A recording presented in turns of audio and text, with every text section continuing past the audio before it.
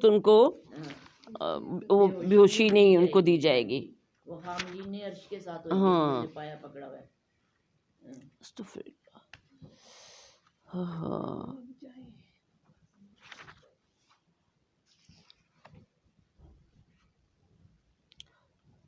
تو اب اس کے بعد وہ قبر سے نکلنے کے بعد باقی لوگوں کا جو بیان ہے کہ حضرت عبداللہ بن عباس رضی اللہ تعالیٰ عنہ کہتے ہیں کہ رسول اللہ صلی اللہ علیہ وسلم نے فرمایا تم لوگ ننگے پاؤں اور ننگے بدن اکٹھے کیے جاؤ گے. یعنی جیسے بے لباس انسان پہلی بار دنیا میں آتا ہے ویسے ہی قیامت کے دن بھی بے لباس ہوں گے اور بغیر ختنے کے ہوں گے.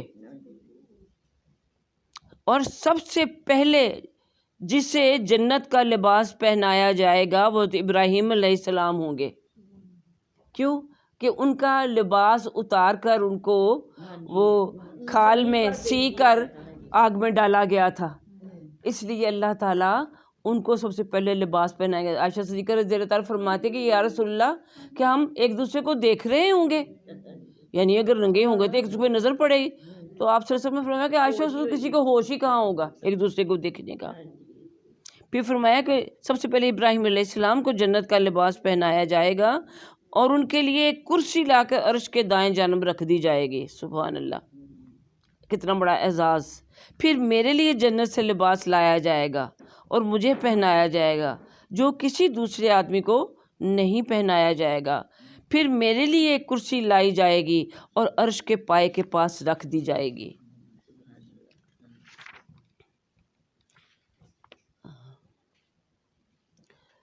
ہاں جی، بہرحال اتنا ہی بس پڑھنے لگے تو بہت زیادہ حدیث ہے. بہرحال آپ کو تھوڑا سا ایک وہ جو تصور اس کا سور کا اور اٹھائے جانے کا ہے وہ تو ذہن میں آ گیا. تو آج ہم جو جس سور کے بارے میں پڑھ رہے ہیں یہ کون سا سور ہے؟ پہلا نا وہ تو پہلا پڑھ چکے ہیں نا، پہلا بھی، بلکہ ہاں موت کے بعد جب دوبارہ اٹھنے والا ہے، جب قبروں سے نکلیں گے.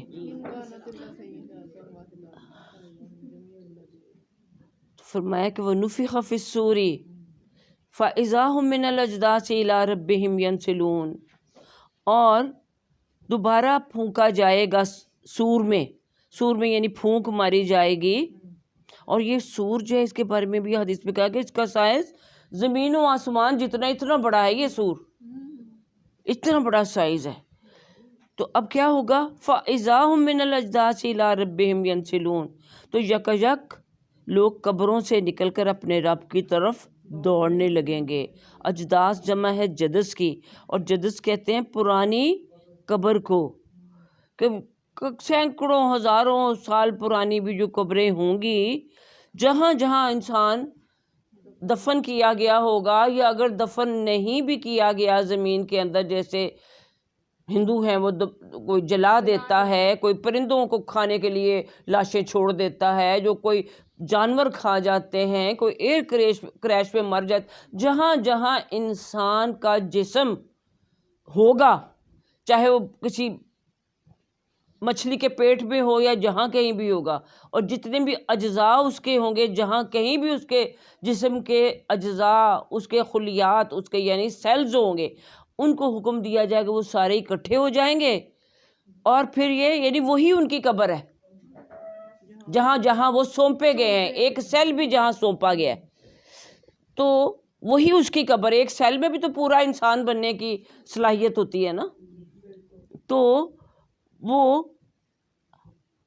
اپنے وہ جو قبریں ہیں ان سے نکل کر وہ اب رب کی طرف دوڑ لگا دیں گے. لا ربہم ینسلون. ینسلون کا لفظ بھی نون سین لام نسل، جس کو آپ کہتے ہیں نسل، بھی اوپر سے نیچے کی طرف آتی ہے نا.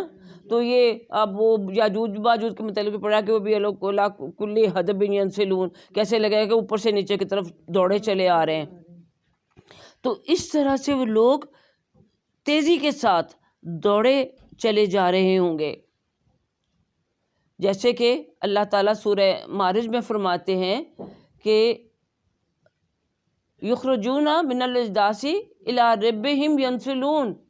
اپنی قبروں سے نکل کر یعنی وہ بھاگے چلے جا رہے ہوں گے، نہ صرف یہ کہ قبروں سے نکل کر جیسے کہ وہ ٹڈیاں ہوں، اور کہیں کہا کہ ایسے جیسے کہ تم اپنے آستانوں کی طرف، بتوں کے آستانوں کی طرف دوڑ لگاتے ہو کہ میں پہلے چلا جاؤں، ایک جو گول ہوتا ہے اس کو اچیو کرنے کے لیے۔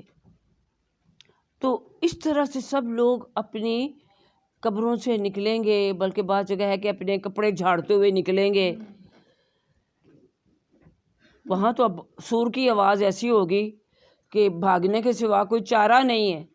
یہی ذرا منظر ہم دیکھیں دنیا میں، جب ہمیں اذان کی آواز آتی ہے تو کیا ہم مسجد کی طرف دوڑتے ہیں؟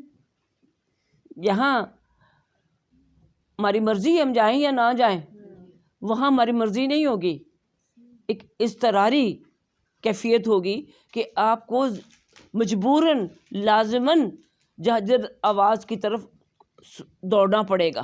اور آواز کہاں؟ یعنی اللہ کی طرف لے جانے کے لیے وہ آواز آ رہی ہوگی، جہاں اللہ کی عدالت قائم ہو رہی ہوگی۔ لیکن جب لوگ قبروں سے اٹھیں گے تو دیکھیے ان کا اب کیا کہنا ہوگا اور کیا وہ محسوس کر رہے ہوں گے۔ قالو یا ویلنا من بعثنا من مرقدنا، اور جب لوگ اٹھیں گے تو وہ کہیں گے کہ ہائے ہمیں کس نے اٹھا دیا ہماری قبروں سے، ہماری خوابگاہوں سے۔ مرقد کہتے ہیں سونے کی جگہ کو، خوابگاہ کو، جہاں کوئی سو رہا ہوتا ہے۔ تو ان کو ایسے محسوس ہوگا، ایسے نہیں لگے گا کہ ہم کوئی ہزاروں سال مرے ہوئے تھے اور اب اٹھے ہیں، بلکہ یوں محسوس ہوگا جیسے ابھی ہم سوئے تھے اور اٹھ گئے ہیں۔ جیسے بہت سی جگہوں پر آپ کو یہ ملتا ہے کہ ایک دوسرے سے بات کریں گے کہ پتہ نہیں کتنی دیر پورا دن لگتا ہے، پورا دن ہی سوتے رہے ہیں یا پھر دن کا کچھ حصہ سوئیں۔ جیسے اچانک ہمیں بھی بعض اوقات جب کوئی اٹھنا ہوتا ہے تو وقت کا احساس نہیں ہوتا، تو آپ کہتی ہے اچھا میں نے تو 6 بجے کا الارم لگایا، تو یہ کیا میں تو 4 بجے ہی اٹھ گئی، ابھی تو 4 ہی بجے ہیں، احساس ہی نہیں ہوتا وقت کا۔ اور بعض اوقات جو آپ کا متعین وقت تو اس سے اوپر ہو جاتا ہے۔ روزمرہ کا جو الارم ہے وہ تو آپ کی مرضی ہوتی ہے، آپ اس کو اگنور بھی کر دیتی ہیں، بند کر کے پھر سو جاتے ہیں۔ لیکن اس الارم کو جو سور والا ہوگا کوئی اگنور نہیں کر سکے گا، کوئی اس کو بند نہیں کر سکے گا، وہ لازماً اٹھے گا ہی۔ لیکن اس کے کہے گا کہ یہ کیا ہوا، ہم تو سوئے ہوئے تھے، ہمیں کس نے جگا دیا؟ ہاذا، اور ان سے پھر اب پکار کر کہا جائے گا ہاذا ما وعد الرحمن وصدق المرسلون، کہ یہی ہے وہ دن جس کا اللہ رحمان نے وعدہ کیا تھا، یعنی وہ قیامت کا دن جب کہ تمہیں اپنے کیے کی سزا بھگت، وہ دن آ گیا ہے جس کا تم بار بار مطالبہ کیا کرتے تھے۔ وصدق المرسلون، اور جو رسولوں نے کہا تھا وہ سچ کہا تھا کہ تمہیں لازماً ایک دن اٹھنا ہی ہے۔ ان کانت الا صیحۃ واحدۃ فاذا هم جمیع لدینا محضرون، اور نہیں ہوگی مگر ایک چنگھاڑ، ایک تیز آواز، پس یکا یک وہ سب ہمارے سامنے حاضر کر دیے جائیں گے۔ اب یہ تیسرے سور کی بارے میں بتایا جا رہا ہے۔ اور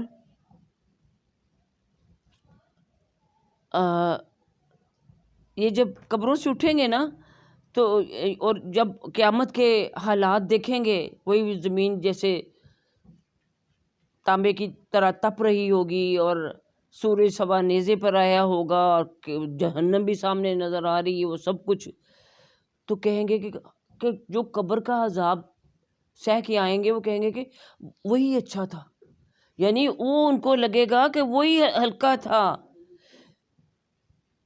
ہم جو پہلے، حالانکہ قبر کا عذاب کس قدر شدید ہے، لیکن اس وقت ان کو اس ہولناکی میں وہ بھی کم لگے گا، دیکھیے بعض اوقات ہم کہتے ہیں کہ یہ حالات اگر ہماری مرضی کے مطابق نہیں ہوتے، یہ اچھے نہیں ہوتے، تو ہم کہتے ہیں کہ میری برداشت سے باہر ہے، ایسا نہیں ہو سکتا. تو ہمیں ہمیشہ یہ سوچنا چاہیے کیسے بھی حالات ہوں کہ اس سے بھی برے ہو سکتے تھے،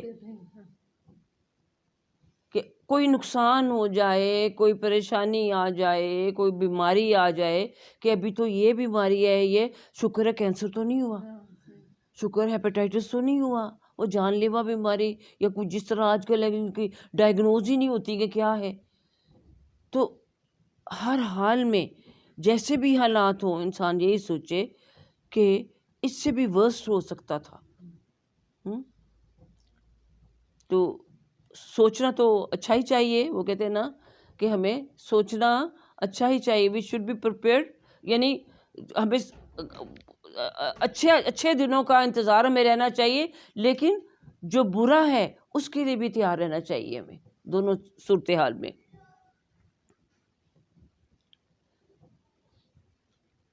اور قیامت کے متعلق کہا گیا ہے نا کہ قیامت کب آئے گی، یعنی جو بدترین مخلوق ہوگی اللہ کی اس کے اوپر آئے گی، اور اس وقت تک نہیں آئی جب تک کہ اس زمین پر ایک شخص بھی اللہ اللہ کہنے والا ہوگا. یعنی اللہ اللہ کہنے والے جب ختم ہو جائیں گے تو اب اللہ تعالیٰ کے وہ غضب کا پیمانہ جو ہے وہ لبریز ہو جائے گا، اور پھر اللہ تعالیٰ یہ وقت قیامت کا لائیں گے. اب پھر کیا ہوگا کہ جب یہ تیسرا سور پھونکا جائے گا تو یکا یک وہ سب ہمارے سامنے حاضر کر دیے جائیں گے. فَالْيَوْمَ لَا تُظْلَمُ نَفْسٌ شَيْئًا وَلَا تُجْزَوْنَ إِلَّا مَا كُنْتُمْ تَعْمَلُونَ.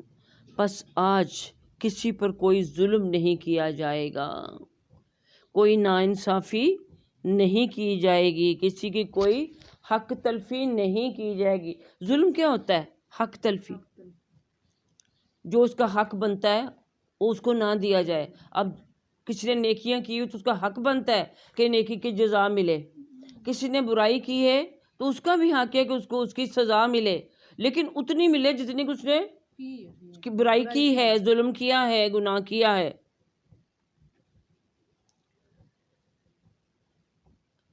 تو فرمایا کہ پس آج ناانصافی نہیں کی جائے گی کسی شخص پر بھی، اور جو تم کرتے تھے بس اسی کا بدلہ پاؤ گے. چھوٹی سی چھوٹی نیکی کا بھی تمہیں ایک تو اس کی اجر ملے گا ہی، لیکن برائی کا آپ کو معلوم ہے کہ جب تک برائی انسان کر نہ لے اس وقت تک وہ لکھی ہی نہیں جاتی. اللہ پھر بھی غفور الرحیم ہے. اِنَّ أَصْحَابَ الْجَنَّةِ الْيَوْمَ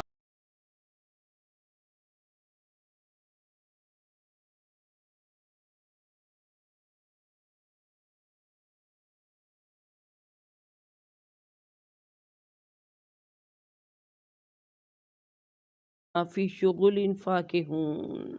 اب کیا ہوگا؟ اللہ تعالیٰ کی داد لگے گی، ہر ایک کے اعمال نامے پیش کیے جائیں گے. کچھ لوگ جو اعمال نامے ہیں وہ بھی ہوا میں اڑائے جائیں گے، کچھ لوگوں کے داہنے ہاتھ میں آ جائیں گے، کچھ لوگوں کے بائیں ہاتھوں میں آئیں گے، اور کچھ لوگوں کو اعمال نامے دیے ہی نہیں جائیں گے. اب 3 کیٹیگریز میں پوری مخلوق جو ہے اس کو تقسیم کر دیا جائے گا، جیسا سورۃ واقعہ میں بھی یہ بیان کیا. اصحاب المیمنہ، ہاں کہ اصحاب المیمنہ دائیں ہاتھ والے، اور اصحاب المشأمہ ہاں بائیں ہاتھ والے، والسابقون السابقون اولئک هم المقربون. اور ایک تیسری کون سے جو کہ مقربون ہیں، سابقون ہیں. یہ وہ لوگ ہیں جو دنیا میں بھی بھاگ بھاگ کے نیکیاں کرتے تھے، نیکیوں میں سبقت حاصل کرتے تھے، اور آج ان کو اعمال نامے نہیں دیے جائیں گے.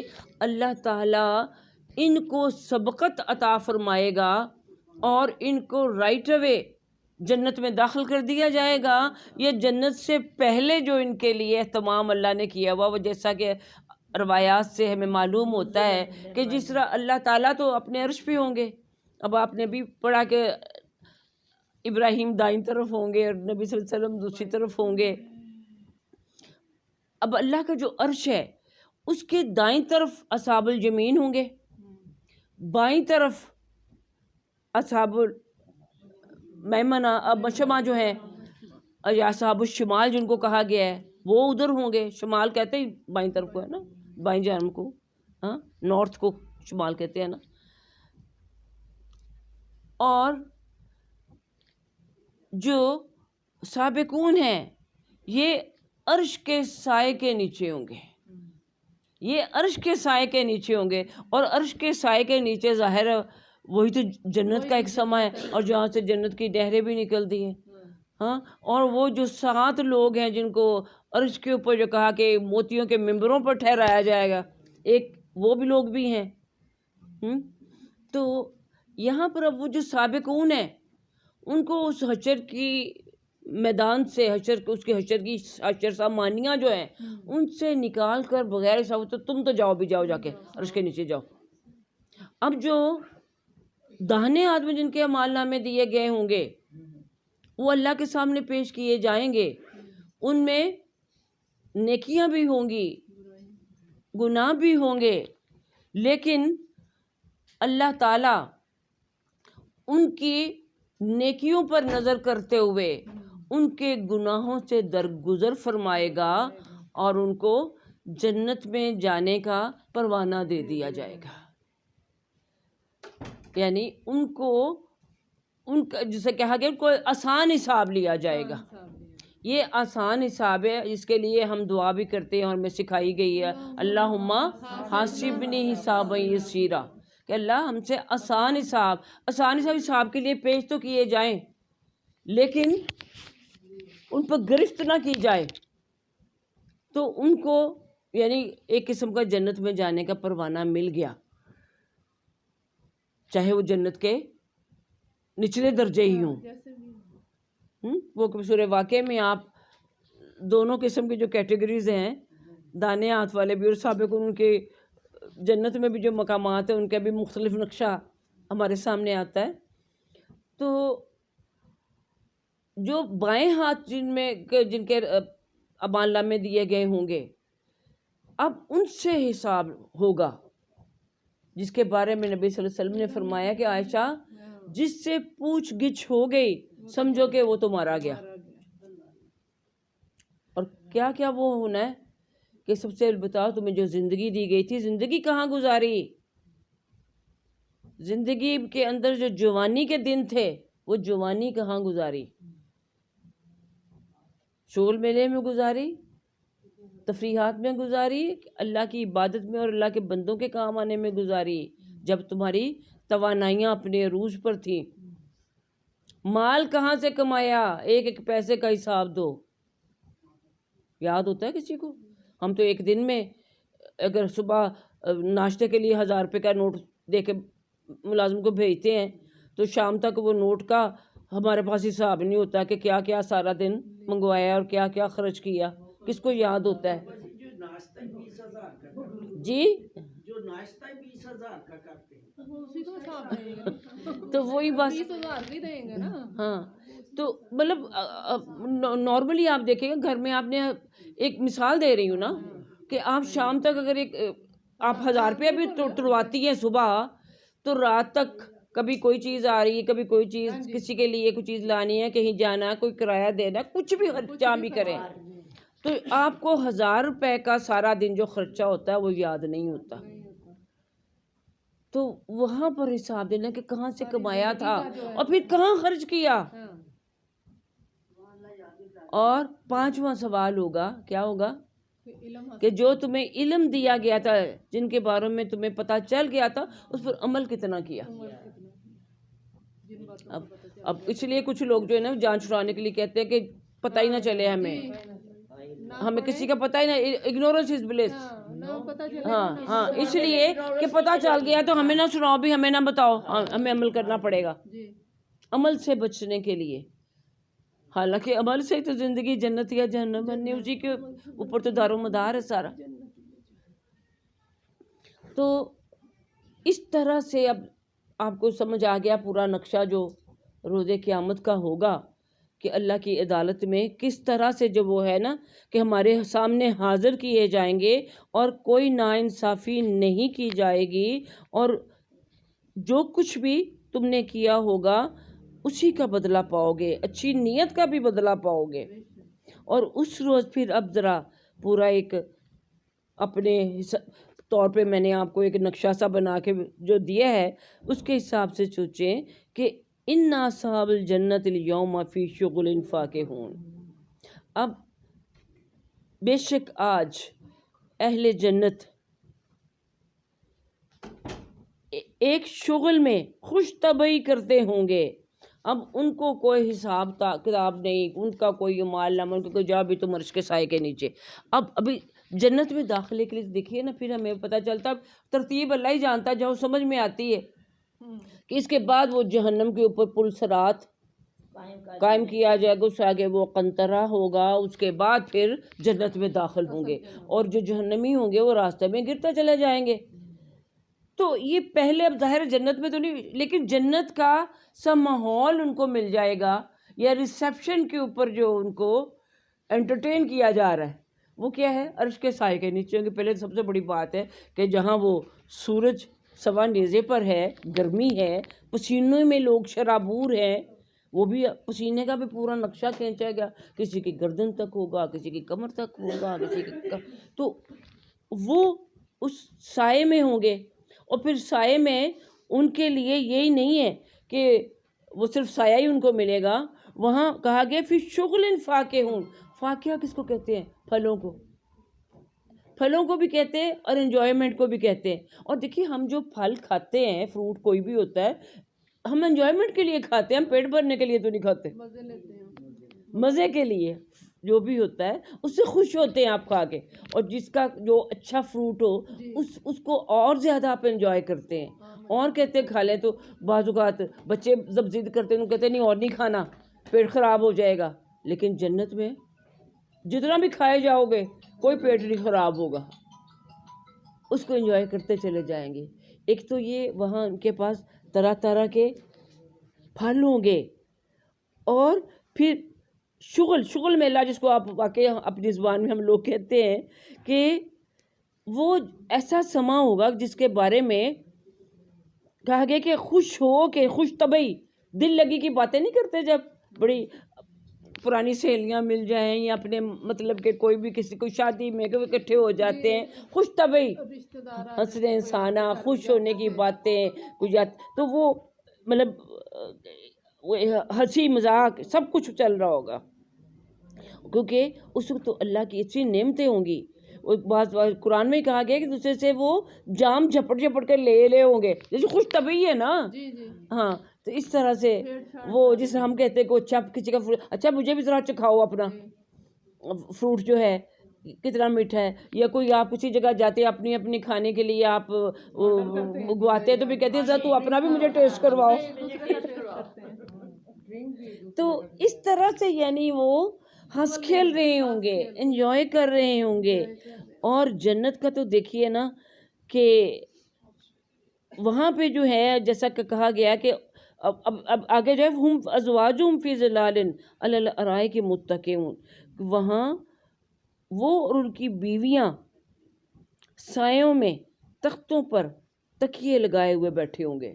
کیا شاہانہ انداز ہے کہ مسندوں پر، جیسے سٹیج ہے، دیکھیے دلہا دلہن کے لیے بھی اونچا سٹیج بنایا جاتا ہے، کتنا آج کل سجایا جاتا ہے اس کو، کتنا سجایا جاتا ہے اس کو دلہا دلہن کے لیے۔ اسی طرح کوئی جلسہ ہو، کوئی بڑی تقریب ہو تو جو مہمان خصوصی ہوتا ہے اس کے لیے بھی سٹیج کو آراستہ کیا جاتا ہے، اور پھر جو اس کے حواری مقرب ہوتے ہیں ان کی جگہ ان کا ہوتا ہے کہ میں سٹیج پہ بیٹھوں، مجھے بھی امپورٹنس مل جائے۔ ہر ایک کی یہی خواہش ہوتی ہے کہ مجھے بھی جگہ مل جائے وہاں پہ، یہ بڑی عزت کی جگہ ہے۔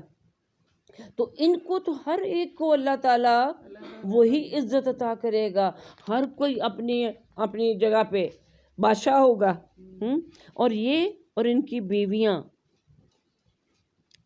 یا شوہر کہہ لیجیے، ازواج جو ہیں، سایوں میں تختے یعنی مسندیں جو ہیں، وہ سٹیجز جو ہیں ان پر تکیہ لگائے ہوئے، یعنی وہ جو دلہن کی سیج جیسی ہوتی ہے وہاں موجود ہوں گے، اور کوئی ان کو انٹرفیئرنس نہیں ہوں گی. وہاں متقیون تکیہ لگائے بیٹھے ہوں گے، یعنی ریلیکس ہو کے، بے فکر ہو کے، کوئی ٹینشن نہیں، کوئی سوچ نہیں. آپ کتنے بھی ریلیکس ہو کسی جگہ بھی جائیں، کوئی نہ کوئی سوچ آپ کے ساتھ ہوتی ہے. چاہے آپ کتنی بھی خوبصورت نظارہ کر رہے ہو، یہی آ جائے کہ ہائے فلانا بھی میرے ساتھ ہوتا، وہ بھی آ جاتا. اس سے ہی تھوڑی سی طبیعت میں تھوڑا سا بوجھ آ جاتا ہے. لیکن وہاں پر کوئی کسی قسم کی کوئی ٹینشن نہیں، کوئی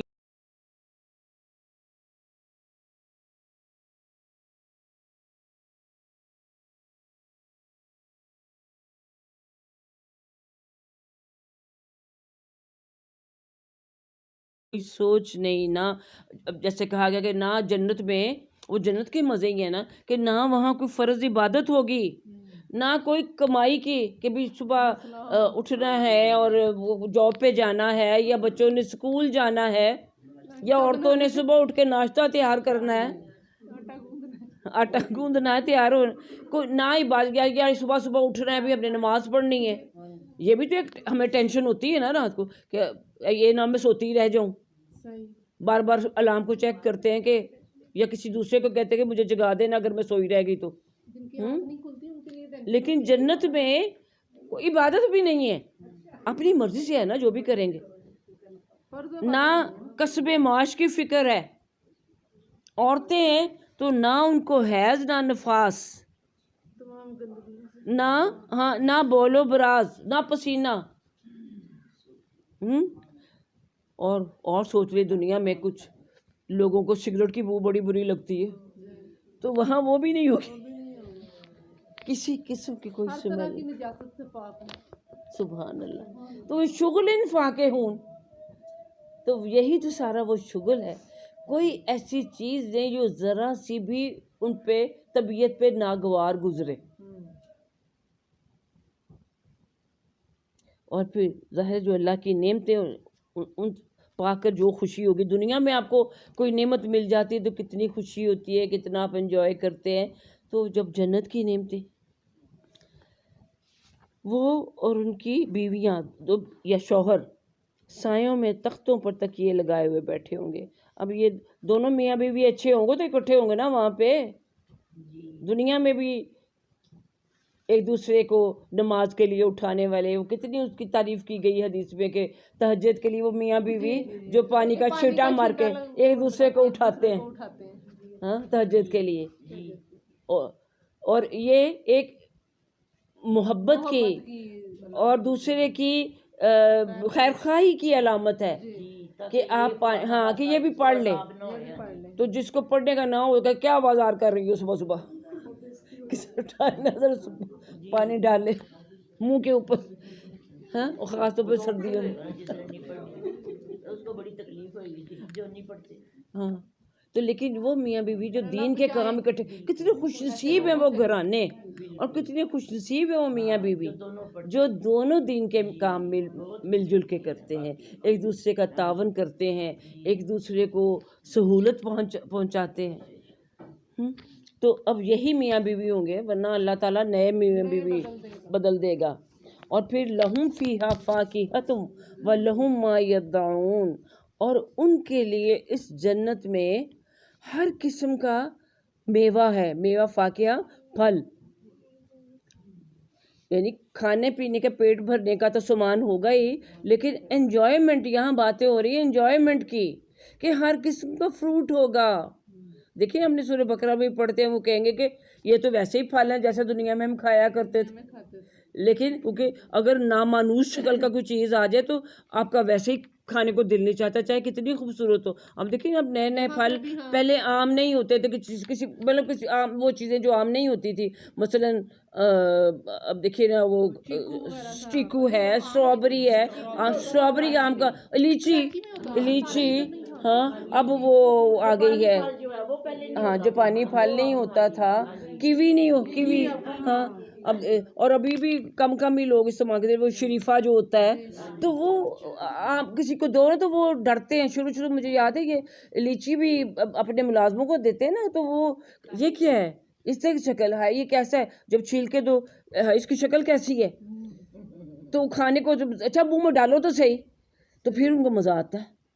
وہ نامانوس شکل جو ہوتی ہے نا، کھانے کو دل نہیں چاہتا، تو وہاں پر پھل تو مانوس شکل کے ہوگے، لیکن ان کے ذائقے اور ان کی خوشبو ایسی ہوگی کہ وہ سب کچھ بھول جائیں گے اس میں۔ اب وہ جو پھل ہوں گے نہ ان کو چھیلنے کی ضرورت ہوگی، نہ ان کے اندر گٹھلی ہوگی، اور جتنا بھی وہ کھاتے چلے جائیں ان کو اس مطلب ہضم ہوتا چلا جائے گا، اور نہ ہی لہم فیہا فاکہۃ کہ ہر قسم کا ان کے لیے فروٹ ہوں گے، وَلَهُم مَا يَدَّعُونَ اور ان کے لیے وہ جو کہ وہ بھی چاہیں، جس کی طلب ہوگی، جو چاہیں گے، جو طلب ہوگی۔ آپ مینیو دیکھ کے آرڈر دیتے ہیں نا، کہیں بھی چلے جائیں، یا گھر میں بھی کوئی کھانے کی چاہ رہا ہے، بچے کا یا شوہر کا یا آپ کا اپنا ہی، تو اس کو آپ سوچتے ہیں، پھر دیکھتے ہیں چیزیں ہیں، پھر بنانے میں ٹائم لگتا ہے۔ وہاں پر جو آپ چاہیں گے وہ چیز فوراً حاضر ہو جائے گی، آپ کو انتظار نہیں کرنے پڑے گا۔ آپ کو نہ آرڈر دینا ہے کہ آرڈر گیا ہے کتنی دیر میں ڈلیوری ہوگی اس کی، فوراً ہی وہ چیز جو ہے آپ کے سامنے حاضر کر دی جائے گی۔ جیسے جنت میں آپ ایک پرندے دیکھیں گے اور آپ کو کھانے کو دل چاہے گا، اسی وقت وہ پک کے بھون کے یا باربیکیو بن کے آپ کے سامنے آ جائے گا۔ ہاں یہ سب چیزیں سکے لالچ تو بڑا آ رہا ہے کہ یہ سب کچھ ملے، لیکن اس ملنے کے لیے پھر قربانیاں بھی تو دینی ہے نا۔ ہاں ہاں بہت کم لوگ ہوں گے جنت کے راستے پہ، کم لوگ ہوں گے چلنے والے۔ یہ شروع میں تنگ ہے، آگے جا کے کھلا ہو جاتا ہے، پہلے تھوڑے ہوئیں گے، اس پہ چلنے والے بھی تھوڑے ہوں گے، لیکن جہنم کا راستہ بہت کھلا ہے، اس پہ چلنے والے بھی بہت ہیں، لیکن آگے جا کے وہ تنگ ہو جائیں گے۔ یعنی کہ دنیا میں جو برائی کرنی آسان ہے، نیکی کرنی مشکل لگتی ہے، ہاں اس لیے پھر وہ یہاں پہ وہ جو ہے نا جنت پہ چلنا مشکل لگ رہا ہے، لیکن آخرت میں جنت آسان وہ ہے۔ کھل جیسے آپ کسی بوتل کا تصور کریں نا، اس کی گردن میں سے گزرنا، اب یہ بوتل پڑی ہوئی وہ تنگ ہے، لیکن آگے جا کے کھلی ہوگی۔ ہاں اللہ تعالیٰ ہمیں بھی شامل کرے۔ تو دیکھیے یہ جنت کی جب نعمتیں سن کے ان کے، تو صحابہ کرام رضی اللہ تعالیٰ عنہ کے ہمیں واقعات میں ان کا دل دنیا میں لگتا ہی نہیں تھا، ان کا سارا دھیان ادھر ہی لگا ہوا تھا کہ ایسے کچھ کر لیں کہ ہمیں یہ سب کچھ مل جائے۔ ہاں تو ہمیں بھی دیکھیے، اگر دنیا میں بھی اگر آپ کو کوئی فری ٹکٹ نہیں بھی مل جائے، یعنی آپ کو پتہ چل گیا کہ بھی آپ عمرے کے لیے جا رہے ہیں، یا فرسٹ ٹائم جاتے عمرے حج کے لیے، یا اسی طرح کسی آپ کو کسی نے دے دیا جی آپ سوئٹزرلینڈ کی سیر کر رہے ہیں یا آپ ادھر کی، تو وہ یا کسی ریزورٹ میں آپ یہاں پہ جس طرح وہ ہمارے ہیں چنگریلا وغیرہ کو آپ کو کوئی دے دے، اس کے 20 دن آپ وہاں جب جا کے رہ سکتے، اتنے دن گزارنے مشکل ہو جاتے کہ کب جائیں گے۔ اور عموماً آپ دیکھیے بچوں کو جب پتہ چلتا ہے فلان جگہ جا رہے ہیں، تو وہ ایک ایک لمحہ ایک ایک وقت گن رہے ہوتے ہیں، ہاں کہ کب جانا ہے۔ تو اسی طرح جنت کے لیے بھی ہمیں سب کچھ ہمارے پاس ہے، جو بتا دیا گیا کہ ہم وہ حاصل کر سکتے ہیں، ہمارا ہو سکتا ہے، لیکن ہر چیز کے لیے کچھ پے کرنا پڑتا ہے۔ جنت اتنی سستی نہیں ہے کہ آپ نے مسلمان کے گھر میں پیدا ہو گئے ہیں تو اب جنت آپ کی ہو گئی۔ اس کے لیے بھی دیکھیے صحابہ کرام رضی اللہ تعالیٰ عنہ کی زندگیوں کو، اور رسول پاک صلی اللہ علیہ وسلم کی حیات طیبہ کو، کہ اس جنت کے حصول کے لیے انہوں نے کیسے کیسے سودے کیے۔ سورہ توبہ میں پڑھتے ہیں نا آپ، جنت کا سودا جو ہے کہ اس کے لیے اپنا نفس میرے حوالے کر دو، اپنا آپ اللہ کے حوالے کر، جو اللہ کہتا وہی کرتے چلے جائیں۔ اور سب سے بڑھ کر جنت کی نعمت سلام قولا من رب رحیم، سلام کو اکیلا اللہ نے یہاں رکھا ہے ایک خصوصی انعام کے طور پر،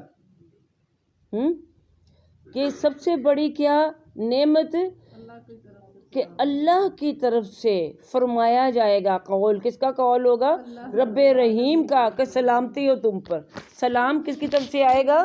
اللہ کی طرف سے۔ سب سے بڑھ کر نعمتوں کہ رب کا جو دیکھیے آپ کسی گھر میں جائیں، آپ کو انتہائی ٹیبل سجی ہوئی، دسترخوان کے اوپر طرح طرح کے کھانے سب کچھ رکھا ہوا ہے، لیکن میزبان اپنی شکل ہی نہ دکھائے، نہ آپ کو ویلکم کرے، اب آئے تو کہے کہ ٹھیک ہے کھا رہے ہیں کھاتے رہو۔ ہمارے ہاں بھی دیکھیے ایک آداب ہوتے ہیں کہ آپ سب کچھ رکھا ہوتا ہے شادیوں پہ دعوتوں پہ، لیکن پھر مہمانوں کے پاس جا کے پوچھتے کسی چیز کی ضرورت ہے؟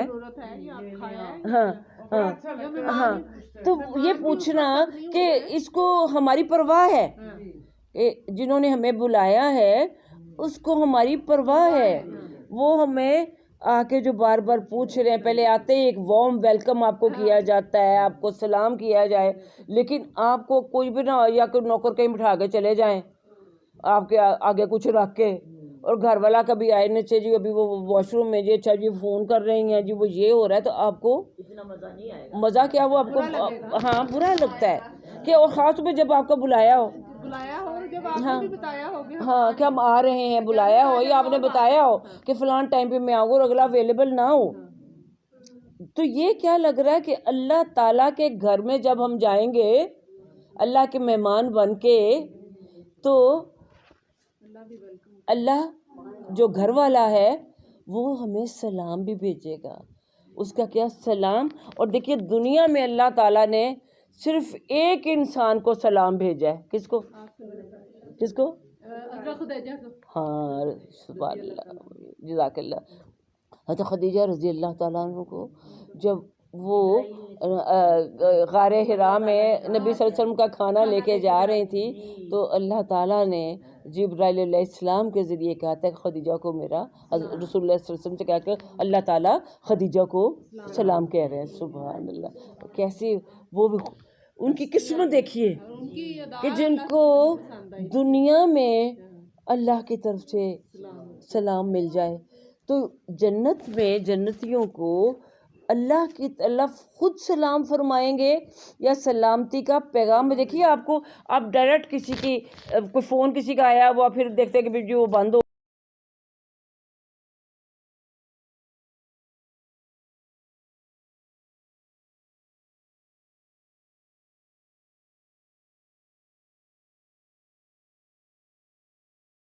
گیا ہے، تو آپ کہتے اس نے آپ کو تمہیں سلام کہہ دیتا، اچھا کہا تھا مجھے، میرا نام لے کے کہا تھا، تسلی ہو جاتی کہ چلو بات نہیں ہوئی تو سلام تو کہا نا، تمہاری خیریت پوچھی تھی، چلو ٹھیک ہے۔ خط میں بھی بڑا ہوتا تھا، خط تو آدھا تو بھرا ہی ہوتا تھا ہمارے زمانے میں، فلانے کو سلام، فلانے کو سلام، اس کو پیار، اس کو پیار، اس کو پیار۔ اب تو وہ زبان نہیں چلے گئے۔ نہیں آپ میرے میاں حیدرآباد گئے تھے، میں ملتان، اچھا انہوں نے مجھے خط لکھا تھا، مجھے ابھی تک میں ان کو بتاتی تھی، وہ بڑا اچھا خط تھا، بڑا اچھا خط تھا، چلو ایک خط یادگار بن، ہاں سب کو سلام، سب کو، تو وہ اللہ کے ایک تو دیکھیے سلام خود سلام ہے، پھر سلامتی کی دعا، اللہ کی طرف سے سلامتی کی، جنت کیا ہے؟ دارالسلام، سلامتی کا گھر ہے، امن کا گھر ہے، وہاں کوئی دکھ، کوئی پریشانی، کوئی غم کوئی ہے ہی نہیں، جہاں اتنی نعمتیں ہی نعمتیں ہیں۔ تو یہ بھی ہے کہ ان کو سلامتی کی دعا بھی ہے، اور یہ بھی کہ امن چین سے رہو، کوئی خوف نہیں کہ رات کو ڈاکو آ جائیں گے یا کوئی دوسرا کوئی چیز تمہاری چھین کے لے جائے گا یا تمہارا حصہ کھا جائے گا، نہیں، کوئی ایسی بات نہیں، سکون سے رہو، امن سے رہو، کوئی پریشانی نہیں۔ دیکھیے انسان تصور ہی کر سکتا کیسی ایسی جگہ دنیا میں بھی، آپ دیکھیے جب آپ خانہ کعبہ میں جاتے ہیں تو وہاں بڑے سکون کا احساس ہوتا ہے، جیسے کہ واقعی ماں کی گود میں سر رکھ دیا ہے، اور وہاں حقیقت بھی یہی ہے کہ امن کا شہر اللہ نے اس کو بنایا ہوا ہے۔ آدھی رات کو آپ امرتسر سے جا رہے تھے، کوئی ڈر خوف نہیں، اکیلے جائیں، کوئی عورت جا رہی ہے، کوئی جا رہا وہاں، اور اللہ تعالیٰ نے ان کو توفیق دی کہ قوانین بھی ایسے بن گئے ہیں، ملکی قوانین بھی، اللہ کے قانون تو ہیں ہی کہ مسلمان ہے ہی سلامتی کا پیامبر دوسروں کے لیے، تو پھر اسی بنیاد کے اوپر اگر جو حکمران ہیں وہ اپنے ملکی قوانین بھی بنا لیں تو پھر سلامتی ہی سلامتی ہے نا۔ سلام قول من رب رحیم، اور مہربان پروردگار کی طرف سے سلام کہا جائے گا۔ اب یہ تو جنت کا سارا منظر ہو گیا، اور دوسری طرف وَامْتَازُوا الْيَوْمَ أَيُّهَا الْمُجْرِمُونَ، اور اے مجرموں آج چھٹ کے الگ ہو جاؤ، تم یہاں کیا کر رہے ہو، اٹھو یہاں سے۔ کوئی آنے کی کوشش کرے ایسی جگہ پہ جہاں پہ کہ کوئی دوسرا الاؤڈ نہیں ہے جہاں پہ ان کا آنا، ہاں آپ اپنی محفل میں مثلاً بیٹھے ہوئے ہیں اور کوئی گدے مندے بچے ادھر سے جیسے کوئی مانگنے والے ہوتے ہیں، کوئی عموماً شادیوں میں دیکھیے ٹینٹوں کے اندر آ گھستے ہیں تو لوگ بیچاروں کو جھڑکیاں مار مار کے بھگا دیتے کہ تم کیا کر رہے ہو یہاں، کیا تمہارا کام ہے۔ ایک تو ویسے ہی دیکھ کے اللہ معافی دے اچھے، پھر یہ ہوتا ہے کہ چوری چکاری بھی بڑی کرتے، وہ تو ٹینٹوں کے اندر سے ہاتھ ڈال کے کھانے اٹھا کے لے جاتے، ایسے ہاں ایسے ہوتے ہیں واقعہ۔ ہاں تو دیکھیے وہ ان کی ضرورت یا مجبوری ہے، لیکن ہمیں وہ اچھے نہیں لگتے، یا کوئی بھی ایسی جگہ انوانٹیڈ لوگ جو ہوتے ہیں، کہیں بھی انوانٹیڈ لوگ جو ہوں ان کو کہتے اٹھو تم یہاں کیا کر رہے ہو، چلو یہاں سے الگ ہو جاؤ۔ وَامْتَازُوا الْيَوْمَ أَيُّهَا الْمُجْرِمُونَ، امتاز، یہ دیکھیے وہ لفظ جو ہم کہتے ہیں امتیاز کرنا، امتیاز کیا ہوتا ہے؟ فرق کرنا، کہ تم کچھ اور ہو، کسی اور کیٹیگری کے ہو۔ ہاں تو اب تو وہ کوئی رواج ہی نہیں رہا بچوں کو اسکولوں میں بھی فیل کرنے کا، ورنہ پہلے بچے دوسروں کو چھیڑتے ہوتے تھے کہ یہ فیلئر ہے، یہ نیا بچہ ہے، نہیں ٹیچر یہ فیلئر ہے، کہ جو فیل ہو کے اس کلاس، یعنی ان کو داغ لگا ہوتا ہے کہ بھی الگ، یہ سارے جن کے فلانے گریڈز ہیں وہ ادھر آ جائیں، جن کے یہ ہیں وہ ادھر آ جائیں۔ تو اس لحاظ سے وَامْتَازُوا الْيَوْمَ أَيُّهَا الْمُجْرِمُونَ، اور اے مجرموں آج تم چھٹ کے نمایاں تو الگ ہو جاؤ، ان سے الگ نظر آؤ، تمہارا ان کے اندر رل مل کے بیٹھنے کا کوئی کام نہیں ہے۔ جس طرح دیکھیے وہ پل رات پہ بھی جب وہ منافق کہیں گے تھوڑی سی روشنی ہمیں دے دو، ان سے کہا جائے کہ جاؤ ان کے دیوار حائل کر دیجیے گی کہ ان کے ساتھ تمہارا، دنیا میں تو تم اکٹھے رہتے تھے، یہاں کوئی تمہارا مل جل کر رہنے والا نہیں ہے صورتحال۔ اور اب اللہ تعالیٰ ایسے ہی لوگوں سے جو مجرمین ہیں ان سے مخاطب ہو کر فرماتے ہیں کہ الم اعہد علیکم یا بنی آدم اللہ تعبدوا الشیطان، کیا میں نے تمہاری طرف حکم نہیں بھیجا تھا؟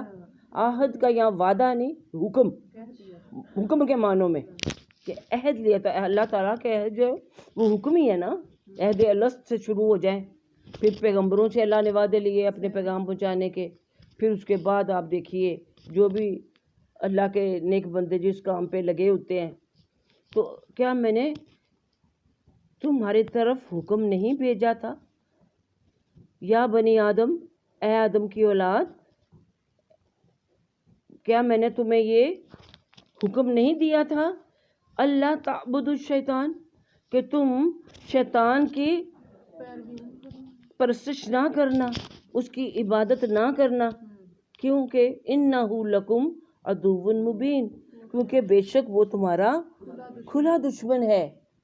یعنی پہلے دن سے میں نے تمہیں یہ بتا دیا تھا، تم سے عہد لے لیا تھا، اللہ نے کہا تھا نا کہ اب سارے زمین پہ چلے جاؤ، اب تم میں سے جو ان کی آدم علیہ السلام کی اولاد میں سے جو جن کے پاس ہدایت میری آئے گی اور اس پر عمل کریں گے تو وہ پھر بھی جنت پہ جا سکیں گے۔ یہ تو اللہ نے ان سے عہد لے کے ان کو ایک پکی بات، یعنی ایک آپس میں کانٹریکٹ ہو گیا ہوا ہے کہ جاؤ گے نیکی کی راہ پر چلو گے تو پھر اس جنت میں دوبارہ آؤ گے، اور ساتھ ہی کہہ دے کہ شیطان سے بچ کرے، تمہارا کھلا دشمن ہے۔ کھلا ہی دشمن تھا، اس نے کیا کچھ نہیں کیا جنت سے نکالنے کے لیے، تو لفظ جو عبادت یہاں استعمال کیا گیا ہے،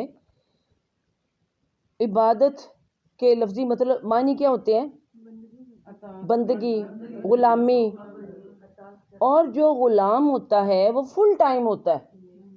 ہمارے پاس جو ملازم ہوتے ہیں چاہے فل ٹائم بھی ہوں، لیکن ہمیں پتہ ہوتا ہے کہ رات کو انہوں نے 8-10 گھنٹے جو ان کو آرام کے دینے ہیں، ہم نے بھی صبح سے اتنے بجے سے لے کے رات کے اتنے بجے تک تم ڈیوٹی پر ہو، بیچ میں دوپہر کو تمہیں چھٹی مل جائے گی.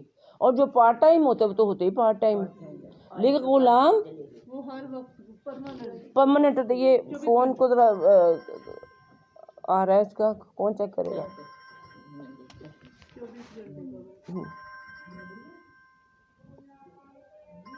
ارم کا یہ نا. تو ہاں جی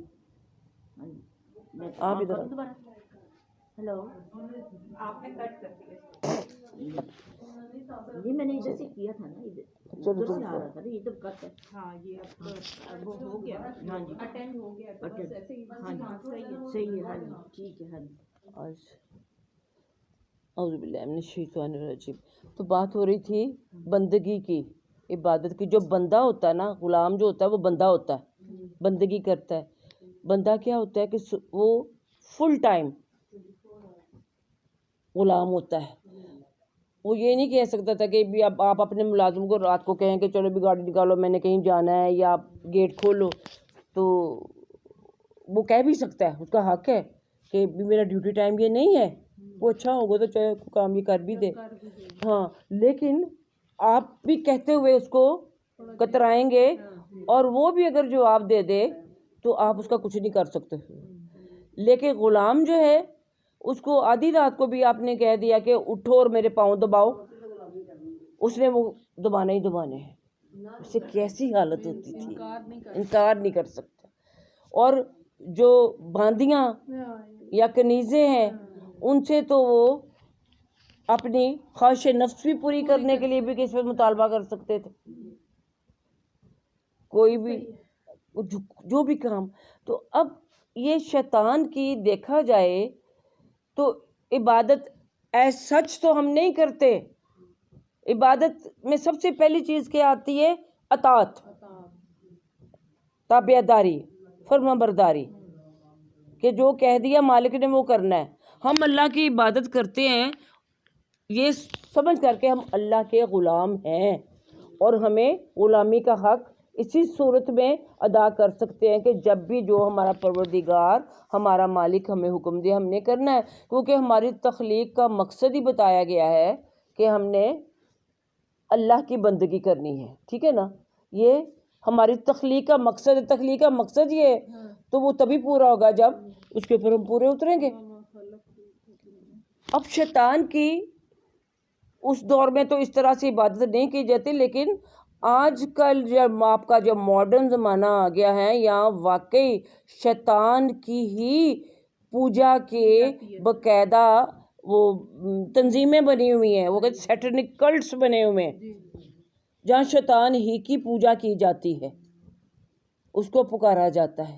لیکن عمومی طور پر پہلے اور ابھی بھی ہماری سمجھ میں جو آتا تھا وہ یہی ہے کہ شیطان دل میں ہمارے وسوسہ ڈالتا ہے، ہمیں بہکاتا ہے، اور ہم وہ کام کر دیتے ہیں. مثلا نماز کا وقت ہے اور آپ نماز کے لیے اٹھے اور شیطان ایک دم سے شیطان کہتا ہے وہ دیکھو یہ تو فلانے ڈرامے کا ٹائم ہوا تو آپ، یا میچ کا اب تو بالکل ختم ہونے والا ہے، اب تو ٹھہر نماز پڑھ لینا، پہلے میچ تو ختم ہوتا دیکھ لو، اب سارا دیکھا تو اب اتنا سا رہ گیا پیچھے.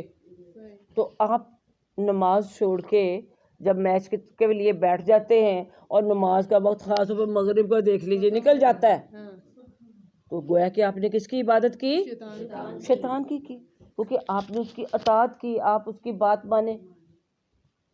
تو اللہ تعالیٰ یہاں کہتے ہیں کہ اے آدم کی اولاد، اس میں میں، آپ، ہم سب شامل ہیں آدم رسول، کہ میں نے تمہیں کہا نہیں تھا. یعنی یہ مجرمین جب ان کو کہا جائے کہ چھٹ کے الگ ہو جاؤ، تمہارا کوئی کام نہیں جنتی لوگوں کے پاس پھٹکنے کا بھی، تو کیا تمہیں میں نے کہا نہیں تھا؟ آج تمہیں کیوں ذلیل کیا جا رہا ہے؟ اس لیے کہ تمہیں پہلے سے آگاہ کر دیا گیا ہوا تھا کہ تم نے شیطان کی بات نہیں ماننی، اس کو کیونکہ وہ تمہارا دشمن ہے، وہ تمہیں کبھی بھی کوئی صحیح بات نہیں بتائے گا، کبھی بھی تمہاری خیر خواہی نہیں کرے گا، وہ خیر خواہ کے روپ میں آئے گا لیکن کروائے گا تم سے وہ کام جو کہ اللہ کی ناراضگی کے اور اس کی مرضی کے کام ہوں گے۔ اب دیکھیں نا، عموماً یعنی عربی میں خاص طور پر وہ کہا جاتا ہے جو شخص بیوی کا غلام، اس کو کہتے ہیں عبد الزوجہ، اب ہم کہہ دیتے ہیں نا وہ زن مرید، تو عربی میں وہ